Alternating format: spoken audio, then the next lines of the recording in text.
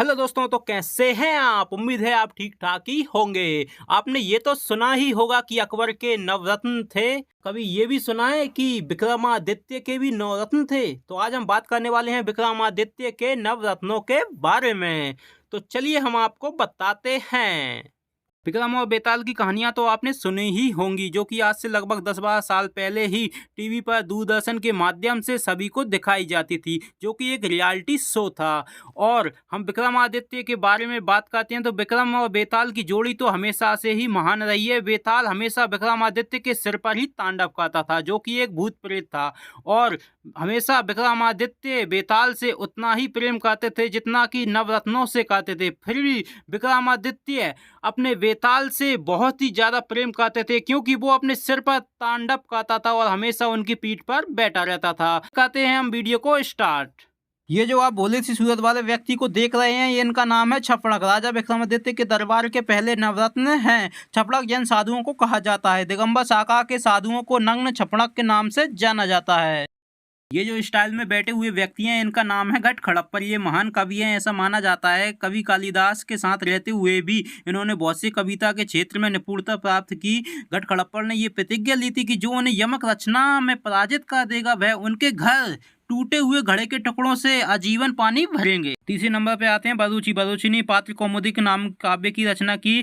काव्य मीमांस के अनुसार बरूची ने पाटलिपुत्र में शास्त्रकार परीक्षा उत्तीर्ण की। बरूची का दूसरा नाम कथ्यन था। चौथे नंबर पर आते हैं बारामिहिर। पंडित सूर्य नारायण व्यास के अनुसार राजा विक्रमादित्य की सभा में बारामिहिर नामक ज्योतिष के रूप में प्रखंड पंडित भी शामिल थे। अब आते हैं राजा विक्रमादित्य। इनका नाम तो आपने कई बार सुना ही होगा, साथ ही आपने इनके पराक्रम की गाथाओं को भी कई बार सुना होगा। धारावाहिक या किताबों के माध्यम से भी आपने सुना होगा। विक्रमादित्य बेताल के किस्से तो आजकल कार्टून के तौर पर बच्चों को भी टीवी पर दिखाए जाते हैं। भारतीय उपमहाद्वीप के सम्राट थे। उनके साम्राज्य में भारतीय उपमहाद्वीप का एक बड़ा हिस्सा शामिल था, जो पश्चिम में वर्तमान सऊदी अरब से लेकर पूर्व में चीन तक फैला हुआ था। इनकी राजधानी उज्जैन थी। जीवन में आपका कभी भी उज्जैन आओ तो महाकाल मंदिर के साथ साथ ही आप विक्रमादित्य के स्थल पर भी जरूर आना, क्योंकि ये महाकाल मंदिर के बिल्कुल ही पास में है। दोनों के गेट सामने सामने ही हैं, बिल्कुल जस्ट पास में। तो आप यहाँ पे आ सकते हैं। काफी अच्छा लगेगा। चारों तरफ पानी पानी है और इस पानी में कमल भी मिलेंगे और आपको सिंघाड़े के पेड़ भी मिलेंगे। तो आप इस स्थल पे जरूर आना। विक्रमादित्य बहुत ही खुश होंगे। पांचवें नंबर पे आते हैं कालिदास। महाकवि कालिदास को राजा विक्रमादित्य की सभा का प्रमुख रत्न माना जाता है। इनका नाम दुनिया के महान कवियों में शुमार है तथा इन्हें संस्कृत का महान कवि माना जाता है और इनकी प्रसिद्ध रचना मेघदूत है। इनका बहुत ही प्रचलित नाम है।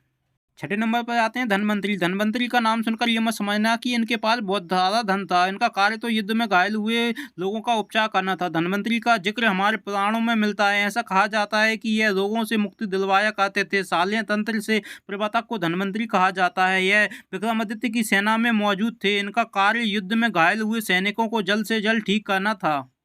सातवें नंबर पे आते हैं शंकु। राजा विक्रमादित्य के दरबार में शंकु को काफी प्राथमिकता दी जाती है। शंकु को वेदांत ज्योतिष शास्त्री माना जाता है। ज्योतिष और भविष्यवाणी का अच्छा ज्ञान होने के कारण इन्हें वर्तमान से भविष्य के बारे में भी देख सकते हैं।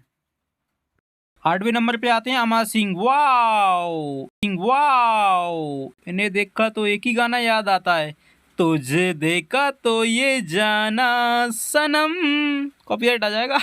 अमर सिंह राशिका द्वारा लिखित कवि मीमांस के अनुसार अमर सिंह ने उज्जैनी के काव्य का परीक्षा उत्तीर्ण की थी। एक प्रकरण पद में अमर सिंह को सबर स्वामी की शुद्ध पत्नी का सुपुत्र भी कहा जाता है।